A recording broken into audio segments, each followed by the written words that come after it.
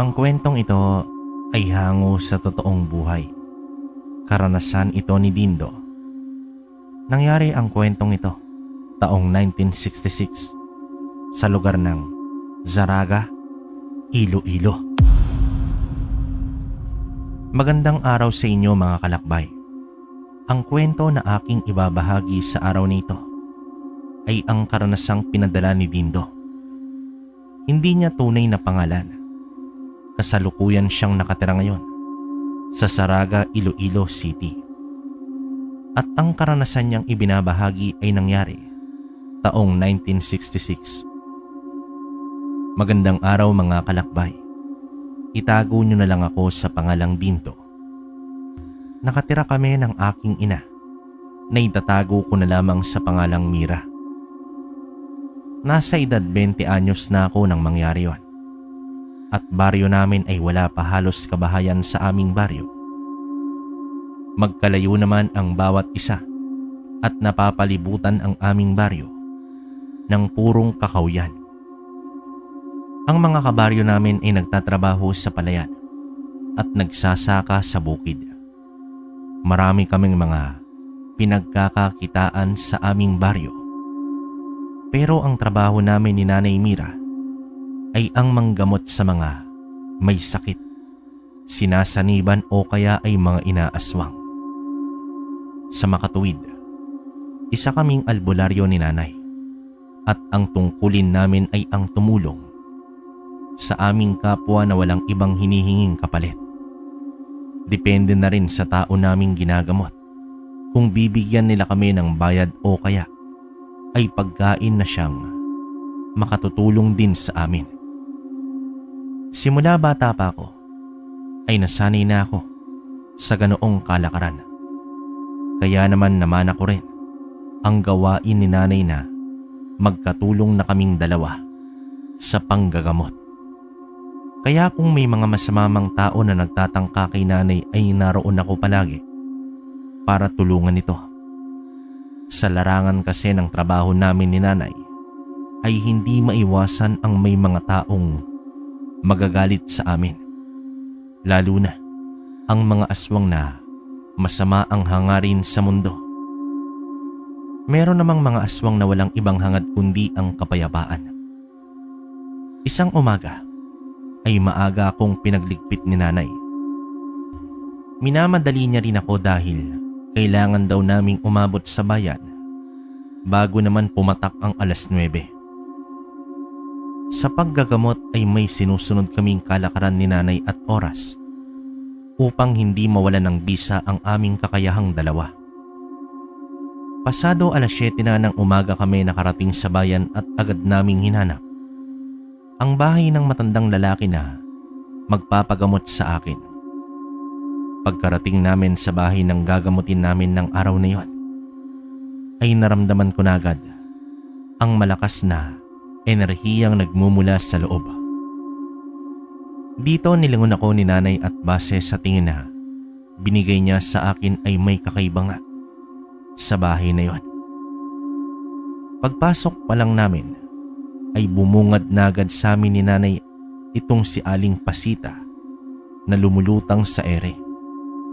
Sinasaniban ito. Nanlilisik ang mga mata habang nagsasalita gamit ang malalim na boses. Boses ito ng lalaki. Agad na kumuha ko ng mga gamit para mawala ang sanib sa katawan ni Aling Pasita.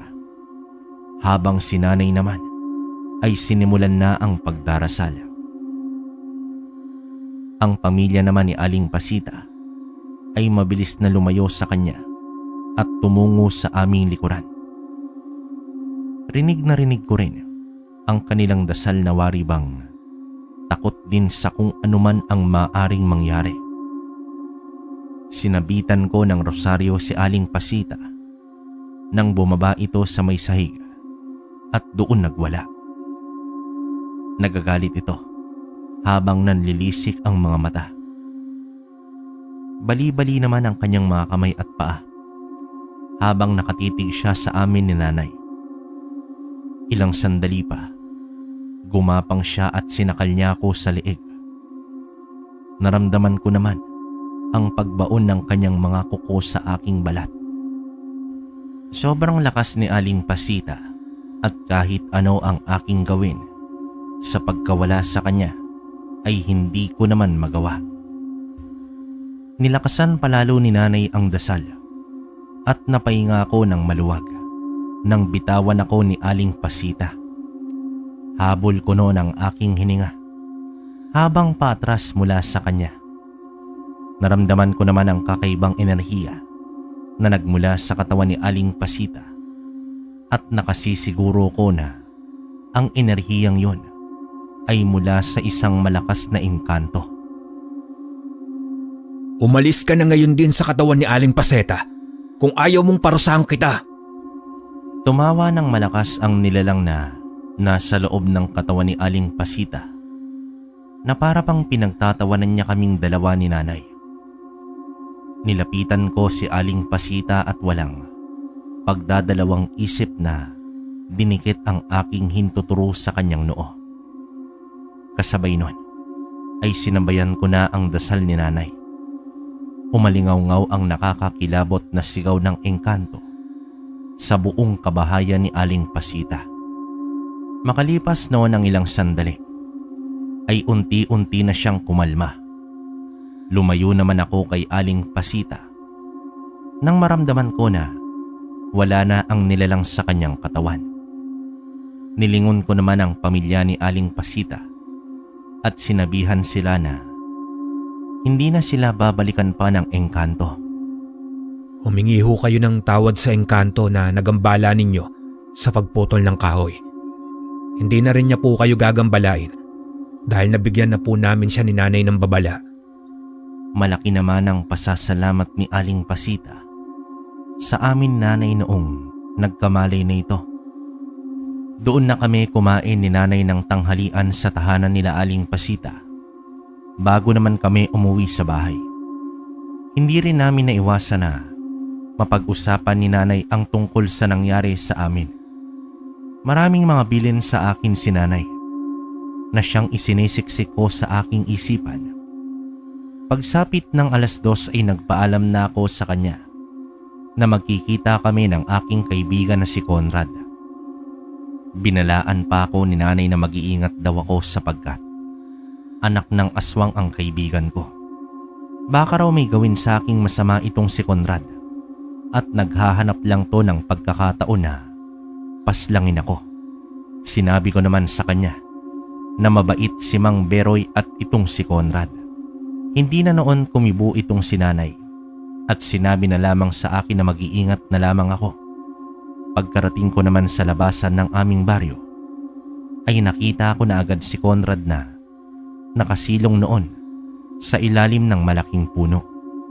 Patpatin ang katawan niya at parang isang ihip na lang ng hangin ay liliparin na ito.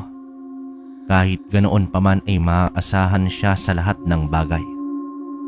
Masipag siyang tao kalakbay at mabait na kaibigan sa akin.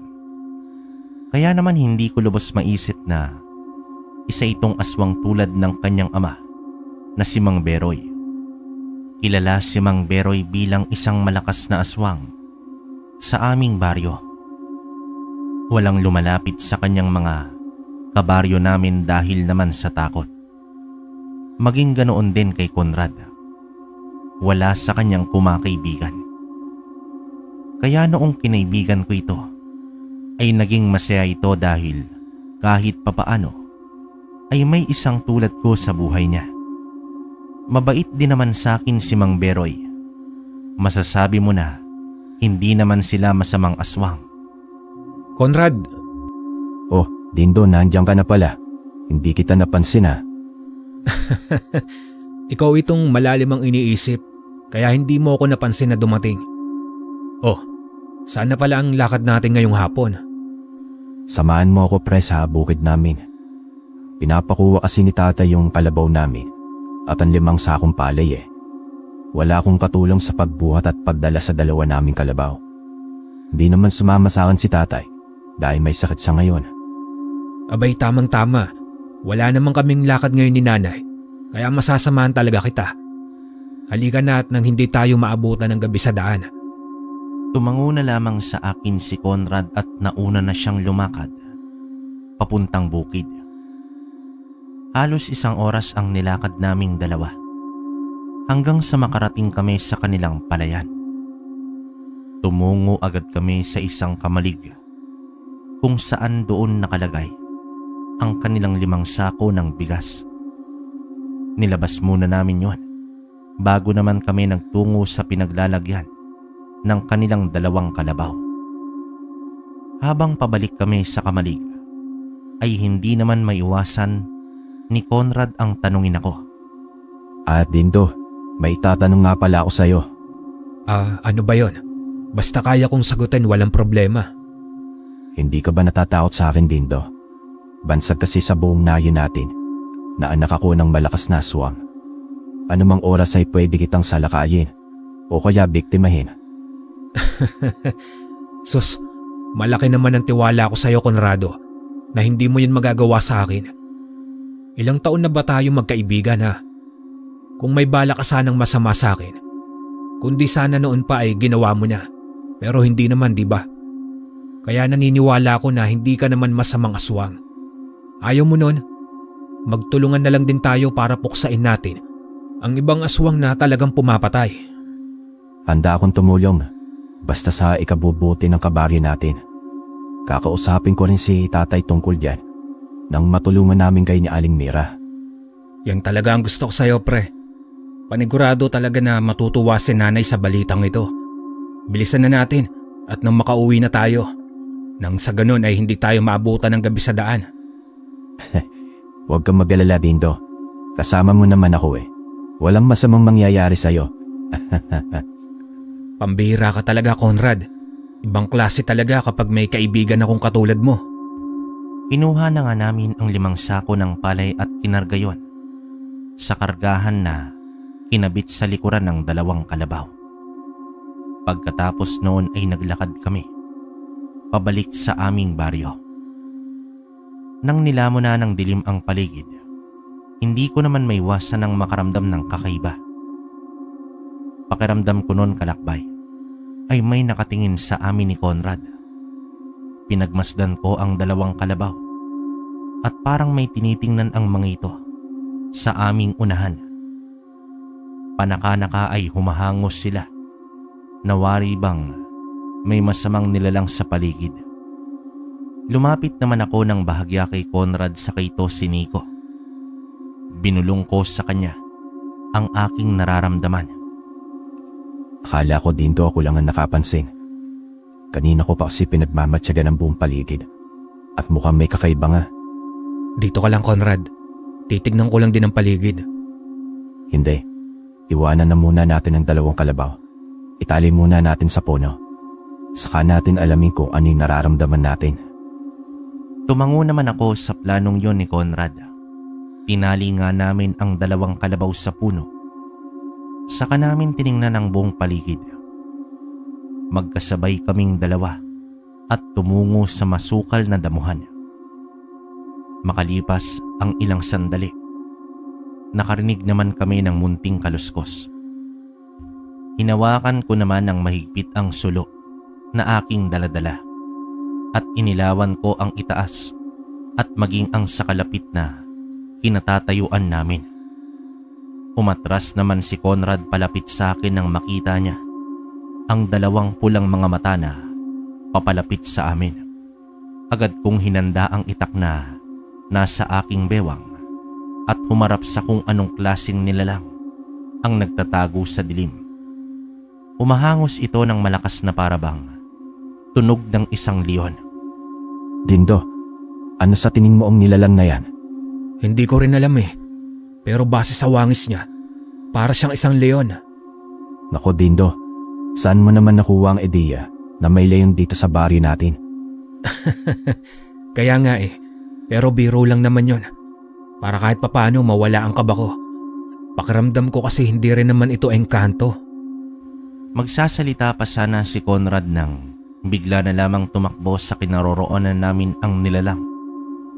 Nanlaki naman ang aking mata nang sa akin siya tumungo at dinaganan ako sa aking dibdib. Noon ko na lamang nakita na isa siyang nilalang na bangkilan. Sinubukan kong makawala mula sa nilalang ng kahit ano ang gawin ko, ay hindi naman ako makawala. Malakas ito at parang walang balak na pakawalan ako. Humingi naman ako ng tulong kay Conrad pero napagtanto ko na walang boses na lumalabas sa bunganga ko. Napatingin ako sa bangkilan nang unti-unti siyang nagpalit ng anyo sa katawang tao. Pero ang kanyang ulo ay tulad pa rin ng sa isang bangkilan. Tumayo naman ako mula sa pagkakahiga sa lupa at tiningnan ang buong paligid. Wala na ako sa kinatatayuan ko kanina kasama si Conrad, kundi na sa isa akong madilim na paligid. Pero rinig ko ang lagaslas ng ilog sa hindi kalayuan. Maya-maya pa ay nagsalita ang bangkilan. Sinabi niya sa akin na wag raw akong magtaka kung bakit ako naroon sa kanyang mundo. Nagpakilala siyang isang engkanto ng mga bangkilan at naroon siya upang protektahan ang kagubatan. Narinig daw niya ang pinag-uusapan namin ni Conrad kaninang hapon tungkol sa aswang. Galit na galit daw siya sa aswang at gusto niyang mapuksa ang mga ito upang matigil na ang pagpatay sa mga inosenteng tao. Sinabi pa nito na nagpakita raw siya sa akin dahil naramdaman daw niyang may kakaiba sa akin. Matagal na rin daw niya akong sinusubaybayan at ang aking ina. May dakila raw ang aking puso at nakahandang tulungan ang ibang nangangailangan ng tulong. Kaya naman raw ako ang napili niya bilang tagapangalaga ng kanyang mutya. Noong una, hindi ko naman siya maunawaan sa kanyang sinabi at kung tungkol saan. Pero nang hugutin niya ang kanyang isang pangil na umiilaw ay naniwala akong mutya nga ang binigay niya. Sinabi niya rin na magbibigay raw yon ng proteksyon sa akin laban sa mga aswang at masasamang tao. Tataglayin ko raw ang kanyang kakayahan bilang isang bangkilan. Binilin niya na pakaingatan ko ang mutya at wag basta-basta ipagkatiwala sa iba, kahit pa raw sa kaibigan kong si Conrad. Sinabi pa nito na kahit mabait itong aswang, hindi pa rin daw maipagkakaila na kampon ito ng kadiliman. Nang maibigay niya na sa akin ang mutya at nang bumaon iyon sa aking dibdib, ay siya namang pagkawala ng bangkilan sa aking harapan. Para siyang isang bulang naglaho na lamang sa hangin. Nang kumurap naman ako ay sumalubong sa akin kanina ang gubat. Naroon si Conrad at ilang beses niya akong tinawag. Nang makita niya ako ay mabilis siyang lumapit sa akin. Dindo, saan ka ba nang galing? Kanina pa kita tinatawag pero hindi ka sumasagot. Saan ka ba dinala ng nilalang? May ginawa ba siya sa'yong hindi maganda? Ayos lang ako, Conrad. Kinausap niya lang ako na mag-iingat daw tayo sa pag-uwi. Lugar niya pala ang gubat na ito. Ganoon ba? Halika na, baka magalit siya ulit sa atin at hindi na tayo dito makadaan. Tinulungan naman ako ni Conrad na makatayo.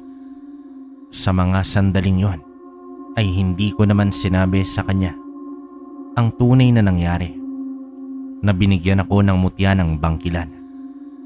Mas mabuti na rin na hindi alam ni Conrad ang bagay na yon para hindi ito masaktan na laban yon sa mga aswang at masasamang nilalang. Ayokong masaktan ang damdamin niya at magkaroon pa ng lamat ang aming pagkakaibigan. Nang makarating na ako sa bahay ay naghiwalay na kaming dalawa ni Conrad. Sinabi ko sa kanya na ihahatid ko na siya pa uwi pero tumanggi ito. Kaya naman daw niya ang kanyang sarili. Hindi na rin ako nagpumilit nun sa kanya at nagpaalam na rin. Nang makaalis na si Conrad ay agad naman akong pinakain ni nanay ng hapunan. Nasambit ko rin sa kanya ang tungkol sa mutya ng bangkilan. Sinabihan naman ako ni nanay na Dasalan ko raw yon tuwing Biyernes at Miyerkules nang sa ganon ay mas lalong lumakas ang mutya. Malaki raw ang may tutulong ng mutya sa akin sa pagsugpo ng mga aswang at masasamang tao sa mundo. Lumipas ang mga araw at hindi naman kami naging abala ni nanay sa panggagamot. Wala rin kaming nababalitaan na mga aswang na gumagambala sa aming nayon. Napagtanto namin ni nanay na baka raw nagpapalipas lamang ng oras para sumalakay muli. Nabanggit ko rin kay nanay noon ang tungkol sa kagustuhang makatulong ni Conrad sa pagbuksa ng mga masasamang aswang. Noong una ay hindi naniniwala si nanay sa akin. Pinaiingat niya pa rin ako. Sa mga sandaling yon, hindi ko na pinagpilitan pa ang gusto kong mangyari. Hinayaan ko na lamang si nanay sa kung ano ang isipin niya. Nagpasya naman ako na tumungo sa bahay ng aking kaibigan. Dito naabutan ko si Mang Beroy sa labas ng kanilang bahay na nagbibilad ng kanilang palay sa kanyang bakuran. Natigilan siya sa kanyang ginagawa nang makita ako. Ramdam ko ang pag-init ng aking mutya sa mga sandaling yon at para naman akong nilalagnat. Hindi ko alam kung bakit ganoon na lamang ang naramdaman ko nang makita si Mang Beroy. Naalala ko ang sinabi sa akin ng bangkilan na pinoprotektahan ako ng mutya laban sa mga masasamang aswang at mga tao o nilalang. Magandang hapon po, Mang Beroy. Nandyan po ba si Conrad? Magandang hapon din sa'yo, Dindo. Nasa itaas siya ng bahay at nag-aayos ng bayong. Bakit? San ba kayo pupunta na dalawa? Yayayain ko po sana siyang pumunta sa bayan.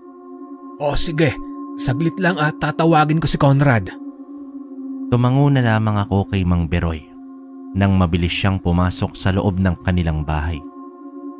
Napansin ko ang pagtingin niya sa akin at ang pag-iwas. Hindi ko rin alam kung ano ang ibig sabihin nun. Napadama naman ako sa aking dibdib kung saan banda nagiinit ang mutya at sa mga sandaling yon, konti na lamang ang nararamdaman kong sakit. Nakalipas ang ilang sandali kalakbay, ay narinig ko ang pagtawag sa akin ni Conrad. Agad naman akong lumingon sa pinanggalingan ng kanyang boses. Lumapit sa akin itong si Conrad habang dala-dala ang isang bayong. Bakit may dala kang bayong? Hindi ba at pupunta tayo sa bayan? Siyempre nagdala ako ng bayong. Baka mamaya may matipuhan akong bilhin. O sige, ikaw ang bahala. Siya nga pala, Conrad. Ayos lang ba ang tatay mo? Kanina kasi namumutla siya nang makita ko. Wala ba siyang sakit? Wala yon, Dindo. Kahapon pa kasi siya nanghihina. Masama lang konti yung pakiramdam niya. Pero huwag kang mag-alala, dadaling din yon. Pero ayos lang ba na iniwan mo siya? Baka mamaya kailangan niya ng tulong mo. Hindi, Tol. Sabi niya kaya naman niya raw. Saka si tatay pa ba? Malakas yun. Hindi na ako nagsalita pa. At hinila ako ni Conrad patungong sakayan ng tricycle. Napansin ko noong hinawakan ko siya ay agad niyang binawi ang kanyang kamay mula sa akin. Napansin ko rin na ang layo niya sa akin nang makaupo na kami sa loob ng tricycle. Na para bang iniiwasan niya ako. Nang tingnan ko siya at nakita kong namumutla ang kanyang mga labi. Sinubukan ko naman siyang kalabitin pero agad siyang umiwas. Tinanong ko siya kung ayos lang at ang sagot naman niya ay ayos lang daw siya. Tumango na lamang ako noon saka ipinagwalang bahala ang mga napansin kong kakaiba sa ikinikilos niya ng araw na yon. Tumungo na kami sa palengke pagkarating sa bayan at namili ng mga gamit na siyang gagamitin namin sa bukid. Bumili na rin ako noon ng ulam para sa amin ni nanay sa bahay. Pauwi na kaming dalawa ni Conrad at lulan na ng tricycle. Niyaya niya akong dumaan muna sa kanilang bahay. Hindi naman ako tumanggi at agad naman akong pumayag. Pagkarating namin sa baryo ay may tumawag sa akin. Si Mang Kopong. Humihingi ito ng tulong sa akin pero nang makita niya akong kasama si Conrad ay naurungan ito. Nilingon ko naman ang aking kaibigan at sinabi ko sa kanya na susunod ako pagkatapos kong tulungan si Mang Kopong. Hindi na nagtanong pa si Conrad at nauna na siyang naglakad pa uwi. Binalingan ko naman si Mang Kopong ng mga sandaling yon. Tinanong ko siya kung ano ang tulong na hinihingi niya. Yung anak ko, Dindo, ilang araw na siyang nakaratay sa katre. Hindi siya kumakain at kung minsan ay nagwawala siya tuwing sasapit ang kadiliman. Kaya kinulong namin siya silid niya. Kaya naisipan ko na tignan mo siya kung ano ang marapat na gawin. Sige ho, Mang Kopong. Samahan niyo po ako at nang matignan ko siya. Nandun siya sa loob ng bahay. Sumunod naman ako kay Mang Kopong sa loob ng kanilang bahay. Pagpasok ko ay agad kong naramdaman ang matinding pag-iinit ng aking mutya. Tumungo naman kami sa kwarto ng anak ni Mang Kopong. Pagbukas ng pinto ay sumalubong sa akin ang halos butot balat na lalaki. Nakapikit ang mga mata nito at sobrang baho ang kanyang amoy. Iisa lang ang sumagi sa aking isipan ng mga sandaling yon. Unti-unti siyang kinakain ng aswang para maging isa na ito sa kanila. Dito napatingin ako kay Mang Kopong at saka sinabi sa kanya na iwan niya muna ako at ang kanyang anak. Tumango naman siya sa akin bago lumabas ng kwarto. Sinara ko ang pinto at maging ang bintana ng kwarto ng anak ni Mang Kopong. Pagkatapos ay tiningnan ko ang buo niyang katawan. Hindi ko naman siya magawang hawakan sapagkat takot ako noon na baka mabali ang buto niya sa kamay o maging sa paa. Lumapit naman ako sa lalaki at ipinatong ko ang aking kamay sa kanyang noo. Pinakiramdaman ko kung may kakaiba sa kanyang katawan. Halos mahugot ko ang aking hininga nang makita ko na may gumagalaw sa loob ng kanyang sikmura. Mas lalong uminit ang aking mutya na animoy. Gusto nitong kumawala sa aking katawan. Pumikit naman ako at nagsimulang umusal ng dasal. Sa bawat bigkas ko ng mga salita ay siya namang pagsigaw ng malakas ng anak ni Mang Kopong. Bigla na lamang siyang namilipit at may gumagalaw sa kanyang sikmura. Waring gustong makaalis ng nilalang sa katawan nito. Mas nilakasan ko ang pagdarasal ng Latin hanggang sa kumalma ang nilalang sa loob ng tiyan ng lalaki. Pinagmasdan ko siya at naging normal na ang kanyang paghinga. Maya-maya pa ay narinig ko ang boses ng bangkilan na bumulong naman sa akin. Sinabi nito na hindi pa raw tuluyang magaling ang anak ni Mang Kopong. Kung hindi ko raw mapapatay ang aswang na may gawa, iisa lamang daw ang paraan kung papaano ito gagaling. Pinayuhan ako ng bangkilan kung ano ang dapat kong gawin sa mga sandaling yon. Hindi naman ako nagdalawang isip sa pagtitiwala sa aking gabay at dito sinunod ko ang kanyang payo. Mabilis kong nilisan ang kwarto at pagkalabas ko ay nakaabang si Mang Kopong sa akin. Kitang-kita ko ang kaba sa kanyang mga mata. Hinihintay niya akong magsalita. Pasensya na po, Mang Kopong. Hindi ko po mapapagaling ang anak ninyo. Maliban na lamang po kung mapapatay ko ang aswang na may gawa nito sa kanya. Kinakailangan ko po muna itong hanapin. Pero papaano ang anak ko, Dindo? Hindi na ba siya gagaling? Paano kung tuluyan na siyang patahin ng aswang? Yan ang hindi ko po papayagan na mangyari, Mang Kopong. Huwag po kayong mag-alala at hahanapin ko po ang aswang na may gawa nito sa anak nyo. Pangako ho, gagaling po siya. Sisiguraduhin nyo lang ho na walang sino man ang makakalapit sa kanya at hindi ho siya makakalabas ng silid na ito. Babalik po ako dito bukas. Maraming salamat sa iyo, Iho. Aasahan ko yan. Nagpaalam na rin ako noon kay Mang Kopong at umuwi na. Dumaan na muna ako sa bahay ni Conrad. Niyaya naman nila akong dalawa ni Mang Beroy na roon na kumain sa kanila. Pero mariin akong tumanggi. Hindi ko alam kung bakit. Bigla na lamang nawala ng tiwala sa aking kaibigan at sa kanyang ama. Kahit na naging mabait sa akin si Conrad, ng ilang taon sa kabila ng kanyang pagiging aswang, hindi ko pa rin siya lubusang kilala. Maaari na isa silang mag-ama ang may gawa sa anak ni Mang Kopong. Gabi na akong nakarating sa bahay at labis na pag-aalala ni Nanay Mira sa akin. Binigyan niya naman ako ng kurot sa aking tagiliran. Sinabi ko naman sa kanya ang dahilan kung bakit ako ginabi. Nabanggit ko rin sa kanya ang suspetya ko tungkol sa mag-amang aswang. Ganoon din ang suspetya ni Nanay na maaari lang daw nagpapanggap na mabait itong si Mang Beroy at Conrad sa baryo namin para hindi mapagkamala na gumagawa ang mga ito ng masama. Pero sa mga oras na yon, hindi pa naman ako lubusang naniniwala na may kinalaman sila Conrad sa nangyari sa anak ni Mang Kopong. Ngunit sa kabilang banda, naniniwala rin ako na sila ang salarin. Niyaya naman ako ni Nanay pagtapos ng aming hapunan.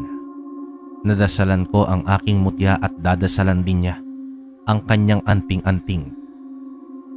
Bago kami natulog ay pinagplanuhan muna namin kung papaano hahanapin ang aswang na gustong kunin ang anak ni Mang Kopong. Kinabukasan nun ay maaga kaming nagising ni Nanay. Naabutan namin si Conrad sa bakuran at mukhang hinihintay ako. Naramdaman ko naman ang pagpitik ni Nanay at pagkurot sa aking likuran. Siguro sa mga sandali na yon, umiinit din ang kanyang anting-anting dahil ang aking muka ay ganoon ang naging reaksyon pagkakita ko at paglapit kay Conrad. Dindo, saan ang punta ninyo? Pwede mo ba akong samahan? Nako pare, pasensya na. May lakad kami ngayon ni Nanay. Kailangan kasi naming puntahan ngayon ang anak ni Mang Kopong. Mamaya na lang kita sasamahan. Ganoon ba? Sige pre, mamaya na lang. Nagpaalam na ako sa kanya at nagpatuloy sa aming lakad ni Nanay. Pagkarating namin sa bahay ni Mang Kopong, ay tiningnan namin ang kanyang anak.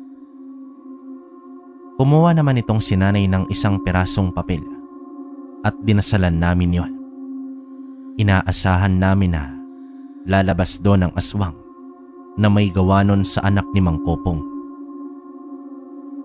Kumuha naman ako ng ilang hibla ng buhok ng anak ni Mang Kopong para iipit doon sa papel na dinadasalan.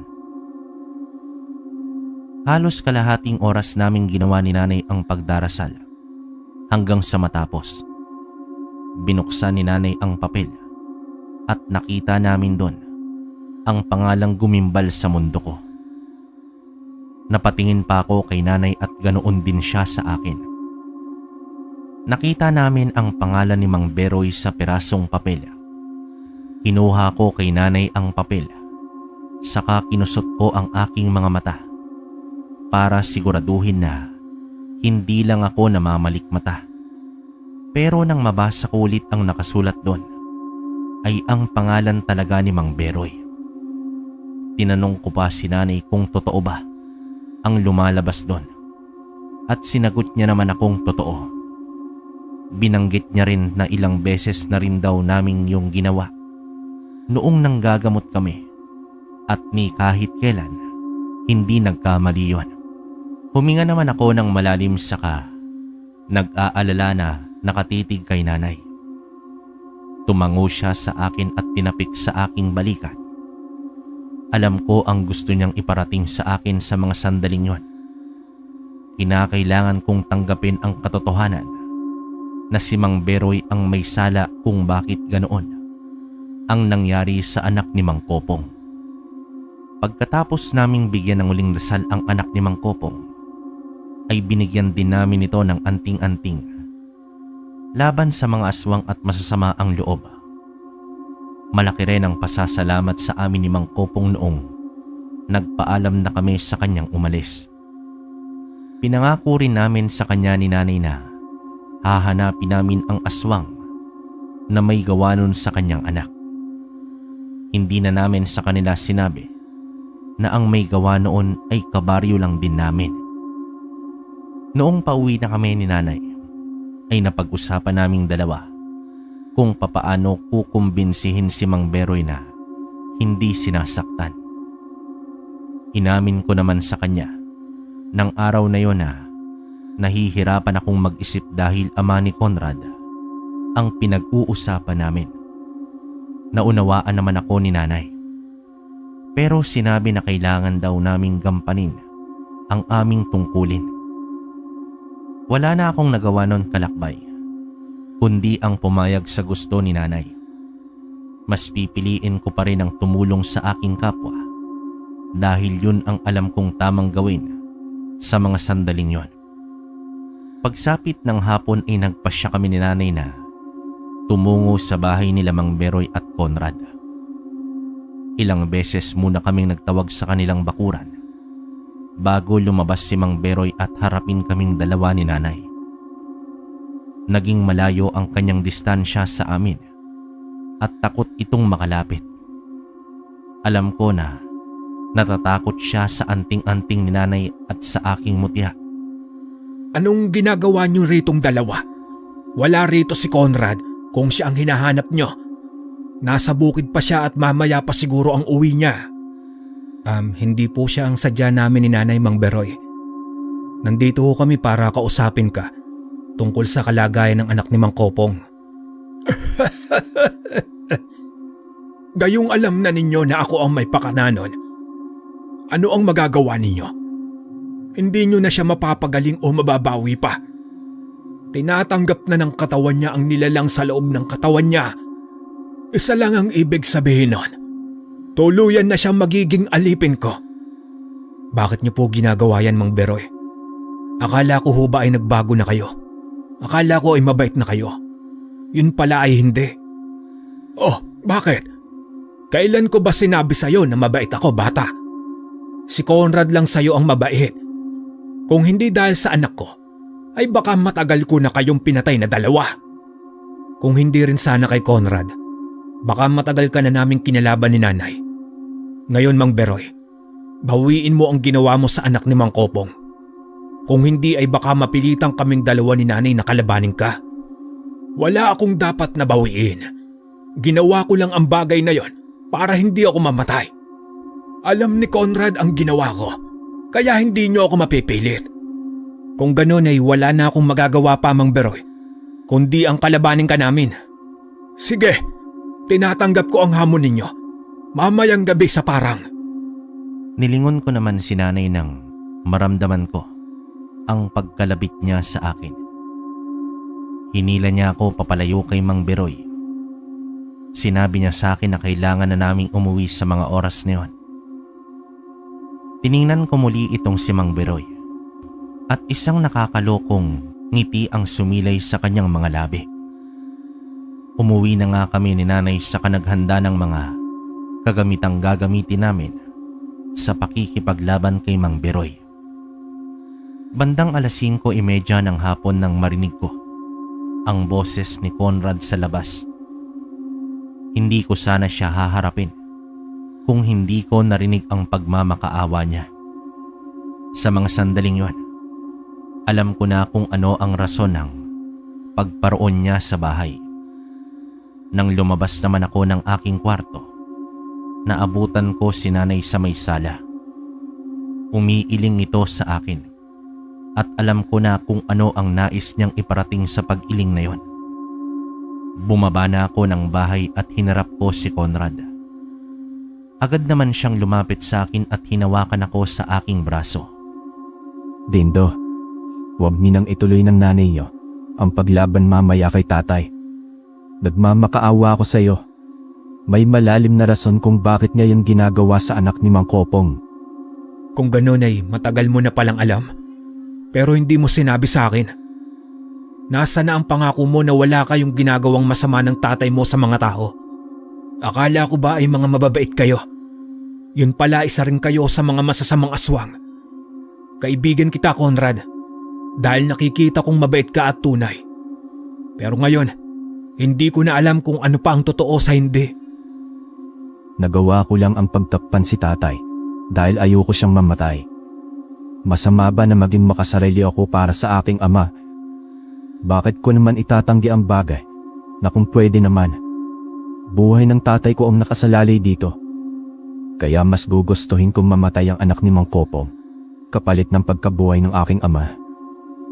Doon ko napagtanto na hindi lang bilang alipin ang gustong mangyari ni Mang Beroy sa anak ni Mang Kopong kundi gawin itong katawan niya. Binubuhay niya ang nilalang na mula sa kanya sa katawan ng anak ni Mang Kopong para hindi siya mamatay.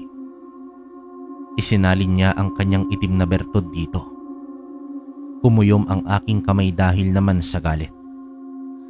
Pinapahalagan ko ang pinagsamahan namin ni Conrad pero hindi ko makakaya na may mamatay na inosente dahil lang sa pansarili nilang interes. Pasensya na, Conrad, pero hindi ko maibibigay ang gusto mo. Kung ganon Dindo, kalimutan na natin ang pagkakaibigan nating dalawa. Simula sa araw na ito, isa na kitang kaaway. Bago pa ako makasagot kay Conrad ay mabilis na itong lumisan. Paglingon ko naman sa bahay ay nakita ko si nanay na nakatayo sa bandang tarangkahan at matamang nakikinig pala at nanonood sa aming pag-uusap ni Conrad. Tumango naman siya sa akin na waribang sinasabi na magiging ayos lang ang lahat at tama naman ang aking ginawa. Pagsapit ng gabi ay tumungo kami sa parang. Habang naghihintay sa pagdating ni Mang Beroy ay dinadasalan namin ang aming anting-anting at putya. Makaraan ang ilang sandali ay dumating na nga si Mang Beroy at sa hindi ko inaasahan. Kasama nito ang kanyang anak na si Conrad. Kitang-kita ko ang galit sa kanilang mga mata habang nakatitig sa amin. Tumayo naman kami ni nanay mula sa pagkakaluhod at hinarap namin silang dalawa. Magkaharap noon si nanay at Mang Beroy habang ako ay kaharap ko si Conrad. Kahit ni konting pagmamalasakit at awa ay wala akong makita sa mga mata niya. Kundi nakita ko ang pot at galit sa mga mata niyang nakatitig sa akin noon. Simulan na natin ang laban na ito. Wala nang dapat na hinihintay na oras at pagkakataon. Nandito lang naman kayo para patayin kami ng anak ko, di ba? Para iligtas ang anak ni Kopong. Pwede namang hindi umabot sa ganito, Mang Beroy. Hayaan niyo ho na tulungan ka namin ni nanay na gumaling sa sakit ninyo. Malay po ninyo at baka makatulong kami. Hindi na. Hindi ko kailangan ng tulong ninyo. Huwag ka na magbait-baitan, Dindo.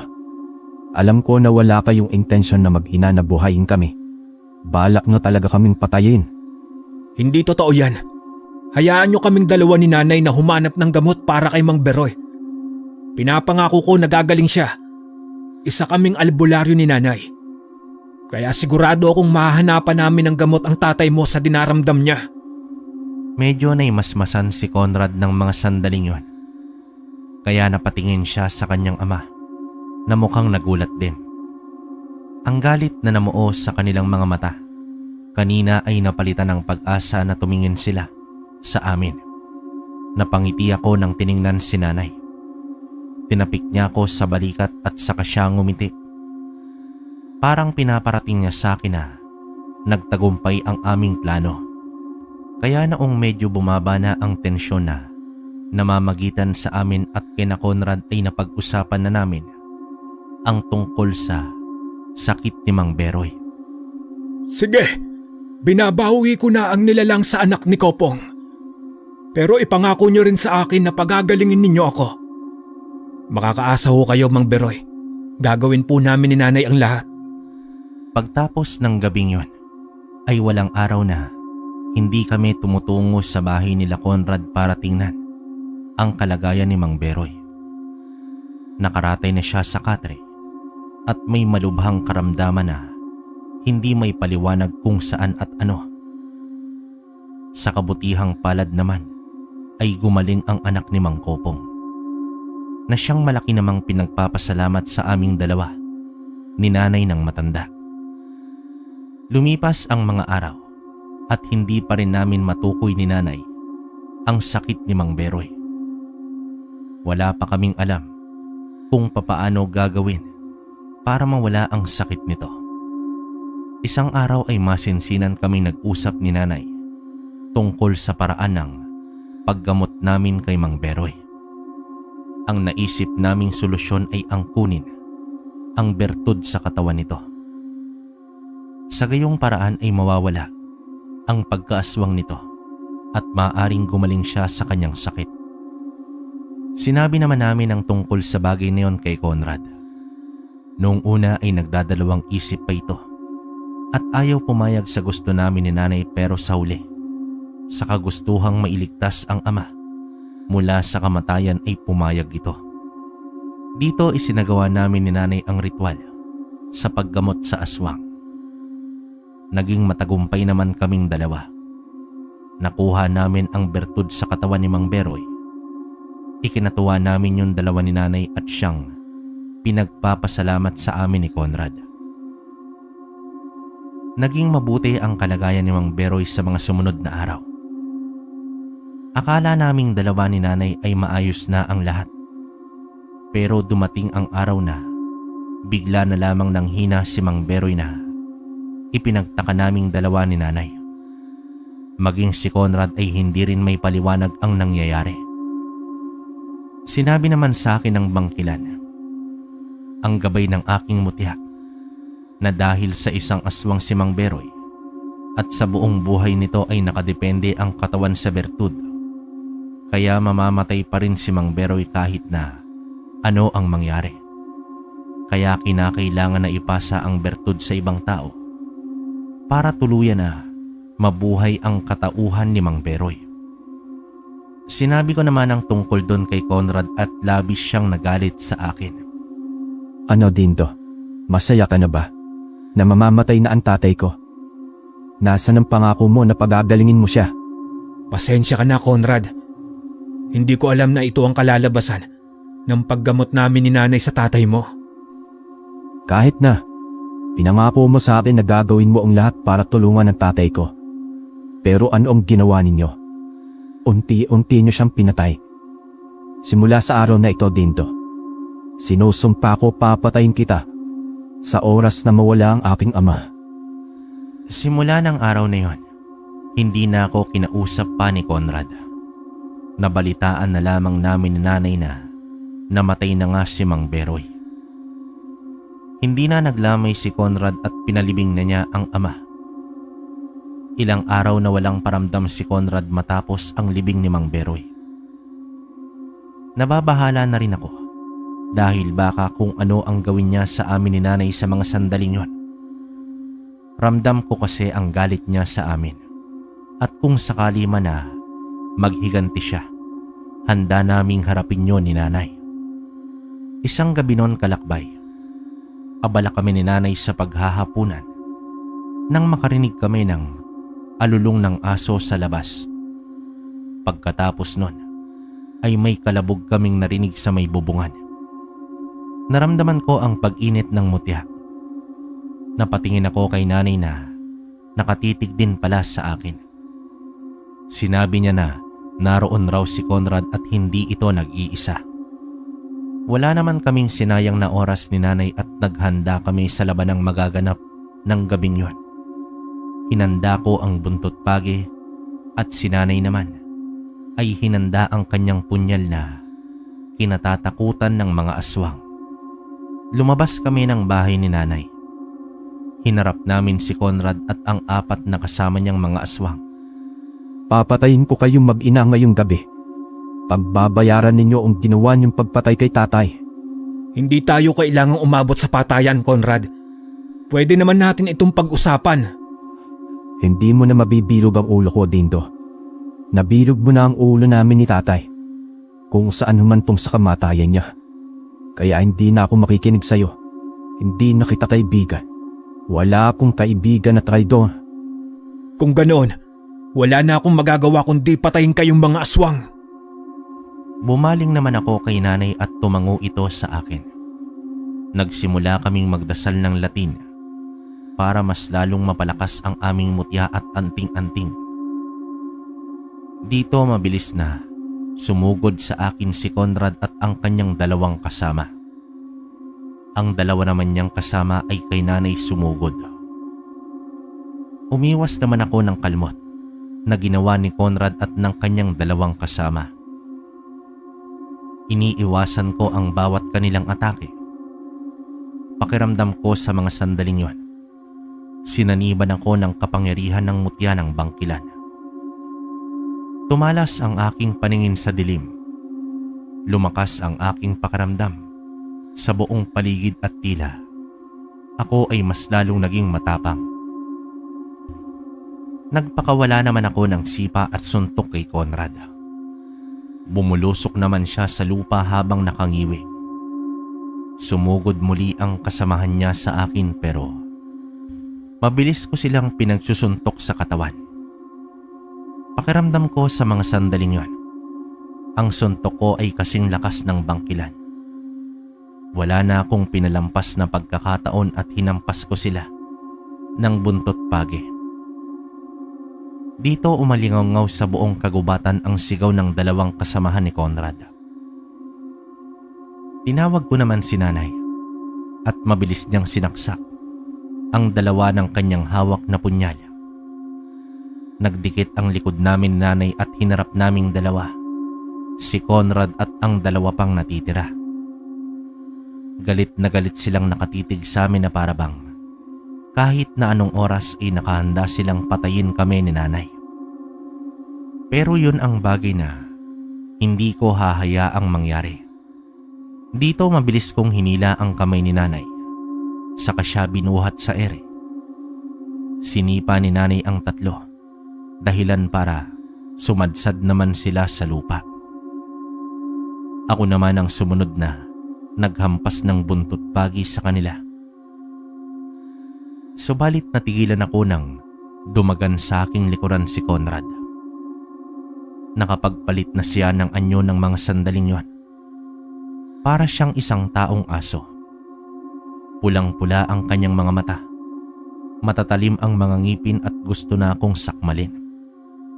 Hinawakan ko ang kanyang balikat pero agad naman akong napasigaw ng kagatin na lamang niya bigla ang aking braso. Subalit hindi naman ako nagpatinag doon. Hinila ko siya sa aking buong makakaya at hinampas ko ang kanyang katawan sa lupa. Kita ko noon ang paghihirap sa natamo niyang sakit. Dinaganan ko siya sa kanyang tiyan at nagpakawala ako ng sunod-sunod na suntok sa kanyang muka. Nakita ko kung papaano siya bumalik sa anyong tao. Pinagmasdan ko ang dugoang mukha ni Conrad at habol niya na ang kanyang hininga. Ilang sandali pa ay nawalan siya ng malay. Lumapit naman sa aking tabi si nanay at tiningnan niya ang sitwasyon ni Conrad. Sinabi niya sa akin na kailangan daw naming dalhin sa loob ng bahay ito. Napatingin naman ako sa 2 pang kasama ni Conrad na tumatakbo na ang mga ito palayo. Tumakas na ang 2 at iniwan nila sa amin si Conrad. Tinulungan ako ni nanay na dalhin si Conrad sa loob ng aming bahay. Pagkatapos nun ay inihiga namin siya sa upuang kahoy. Itinali ko naman ang kanyang kamay at paa para siguradong hindi ito makakawala. Kumuha ng mga gamit si nanay at inilapag niya yon sa maliit na mesang kahoy. Nagsindi ito ng 2 kandila at insenso. Kinuha niya ang isang basahin na Latin at ibinigay yon sa akin. Nung una ay nagtataka pa ako. Pero nang may masmasan na ako at malaman kung ano ang ginagawa ni nanay ay tinulungan ko na siya. Dinasalan namin si Conrad. Ginawa namin ni nanay ang lahat para mapatay ang nilalang na bumubuhay sa loob ng kanyang katawan at mailabas ang itim na bertud. Nang magtagumpay kami ni nanay na mapagaling si Conrad ay hindi namin mapigilan ang matuwa. Ilang araw na walang malay ang aking kaibigan. Kaya nang magising ito ay labis na saya ang nadama ko. Subalit nakakalungkot lang dahil hindi na siya makausap ng matino. Siguro sa mga nangyari sa kanya ay tuluyan na siyang nawalan ng katinoan. Ngunit kahit na gano'n ang nangyari sa aking kaibigang si Conrad, kinupkup ko ito at inalagaan. May mga araw na nagwawala ito at galit na galit. May mga araw din na umiiyak siya at nagmumukmok sa kanyang kwarto. Ginawa namin ang lahat ni nanay para bumalik siya sa katinoan. Dinala ko siya sa lugar kung saan madalas naming pinupuntahan at sa kanilang lumang bahay ni Mang Beroy. Naging maayos naman ang kalagayan niya, subalit madalas din siyang atakihin. Hanggang sa dumating ang araw na natagpuan ko na lamang siya sa kanyang kwarto na hindi na humihinga. Naging masakit sa akin ang nangyari. Naunawaan naman ni nanay kung bakit ako laging lugmok ng ilang araw pagkatapos ng libing ng kaibigan kong si Conrad. Subalit nagpatuloy pa rin ako sa buhay at tinutulungan si nanay sa paggamot sa mga tao at pagtugis sa mga aswang. Hanggang sa ngayon, kalakbay, hindi nawala sa aking isip ang mga pinagsamahan namin ng aking kaibigang si Conrad at mananatili yon sa akin habang buhay. Wakas,